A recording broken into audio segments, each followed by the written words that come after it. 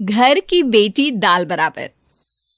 Anya dance करने में उस्ताद। एक स्टेप जो वो देख लेती तो हूबहू उसे उतार देती। अरे आन्या बेटा, मेरी बेटी को भी डांस सिखा देना, उसका एनुअल प्रोग्राम है।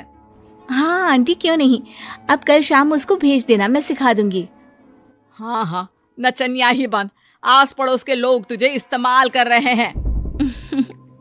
माँ, इस्तेमाल मेरा नहीं कला का हो रहा है। नाचना एक कला है, कला। आन्या हर बात में अच्छी थी, फिर चाहे वो अच्छा व्यवहार हो या फिर लोगों की मदद करना, वो हमेशा खुद के शौक को पूरा करने के लिए व्यस्त रहती। लेकिन घर वालों को तो उसका ये काम सिर्फ समय की बर्बादी लगता है। कहाँ है आन्या? उसको बोलो कि आज शाम को खाना वही बनाएगी। सपना देख लो कि तुम्हारी बेटी घर का खाना बनाएगी। अरे आसपास के लोगों का काम करने से उसे फुर्सत मिले तब तो कहीं जाकर वो हमारे घर का काम करेगी ना। देखो ना, इकलौती बेटी, ऊपर से गैर जिम्मेदार, अब करे तो क्या करे। तभी पड़ोस की पिंकी आ जाती है। अंकल आंटी, आन्या दीदी कहाँ है? वो क्या है ना, मेरा क्लास वर्क है, वो मुझे समझ में नहीं आ रहा, तो मम्मी ने कहा कि आन्या दीदी से पूछ लो। हाँ हाँ, क्यों नहीं, खुद का तो कोई काम है ही नहीं उसे। जाओ जाओ, सीढ़ी से ऊपर चली जाओ, वही कमरे में है आन्या। एक रोज शहर में डांस कंपटीशन वाले लोग आते हैं, जहां आन्या का डांस सबको पसंद आता है। क्या बात है, छोटे से शहर में इतना टैलेंट? बेटा, कौन सिखाता है आपको? कोई नहीं सर, वो क्या है ना, मैं टीवी देखकर सीख जाती हूँ। अरे वाह, और आपके मम्मी पापा कहाँ हैं? वो नहीं आए? नहीं, वो लोग नहीं आए हैं। आन्या कंपटीशन जीत जाती है और घर में टीवी वाले आन्या का इंटरव्यू लेने आते हैं। अरे क्या है, कहाँ घुसे जा रहे हो, क्या हो गया? आप आन्या की माँ है ना? वो क्या है ना, आपकी बेटी ने डांस का कंपटीशन जीता है, हमारे शहर के लिए ये गर्व की बात है, तो हम लोग उनका इंटरव्यू लेने आए हैं। ओहो, बड़ा तीर मारा हो जैसे। अरे उसे आता ही क्या है डांस के सिवा, कुछ और करती तो शायद गर्व होता। तभी वहां आन्या आ जाती है और पत्रकारों को इंटरव्यू देती है। उसी रोज पिता के ऑफिस में। देखो तो आजकल के बच्चे कितने स्मार्ट हैं, धन्य है ऐसे बच्चों के माता पिता को। और किस्मत वाले होते हैं ऐसे माता पिता, वरना मेरी बेटी तो किसी काम की नहीं, सारा दिन बस नाच गाने में ही दिमाग लगाती रहती है। अरे वो बच्ची हमारे शहर की ही है, कितना नाम कमा रही है डांस में, हम तो उसकी बात कर रहे हैं। अच्छा, कोई डांस में भी नाम कमा सकता है? अरे दे देना भाई पेपर की कटिंग, दिखाऊंगा आन्या को भी मैं। क्या नाम बताया? आन्या? यही तो नाम है मेरी बेटी का, आन्या शर्मा।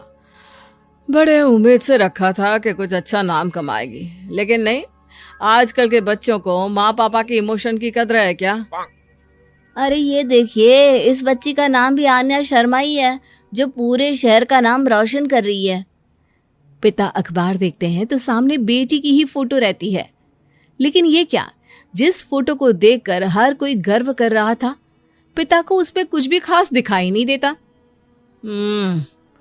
हमारी ही औलाद है ये, पता नहीं कब कहाँ जाकर नाम लिखवाती है, मुझे तो पता भी नहीं है।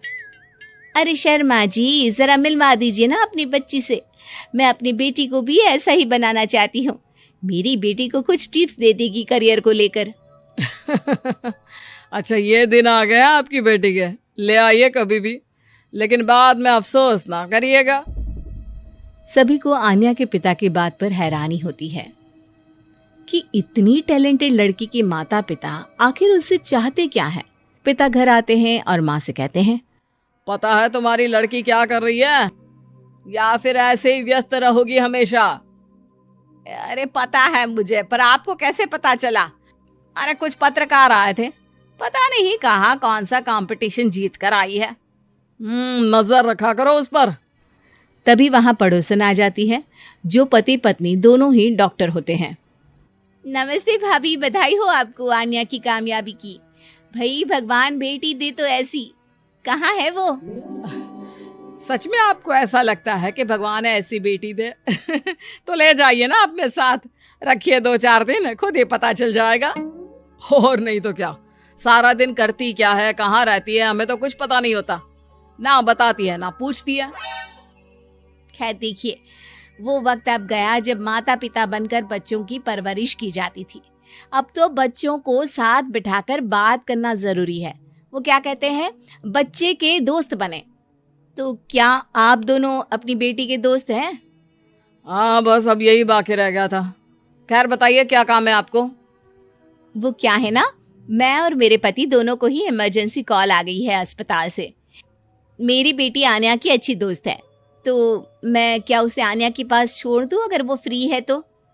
माँ कुछ बोलती उतने में ही आन्या आ जाती है। वाह आंटी, क्यों नहीं, मैं फ्री ही हूँ, आप निश्चिंत रहिए, मैं उसका पूरा ख्याल रखूंगी। थैंक्स बेटा। वो अपनी बेटी उनके घर छोड़ जाती है, जो आन्या की उम्र की ही होती है। ये क्या मजाक है आन्या? हम लोगों को सोना भी होता है और हर घर का अपना कायदा होता है। मुझे बिल्कुल पसंद नहीं है कि तुम किसी को भी घर में घुसा लो। धीरे बोलिए पापा, कैसी बात कर रहे हैं? अंकल आंटी डॉक्टर है, पता है ना डॉक्टर का फर्ज क्या होता है। अगर वो किसी की जिंदगी बचा रहे हैं तो क्या हमारा फर्ज नहीं बनता कि हम भी उनकी किसी न किसी तरह से मदद करें? आपको तो पता है घर पर अकेले रहना कितना अनसेफ है।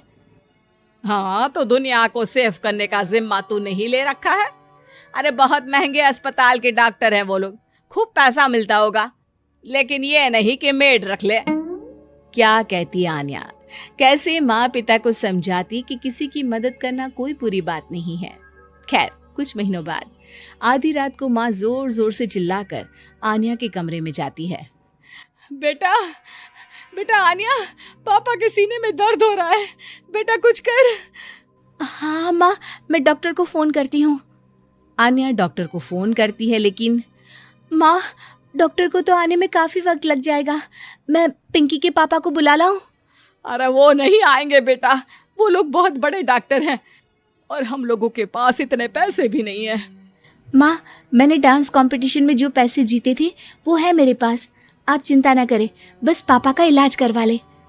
आन्या के कहने पर वो बड़े डॉक्टर ना सिर्फ आन्या के पापा का इलाज करते हैं, बल्कि उन्हें ठीक करके घर भी ले आते हैं। आज मैं सिर्फ अपनी बेटी की वजह से बच गया।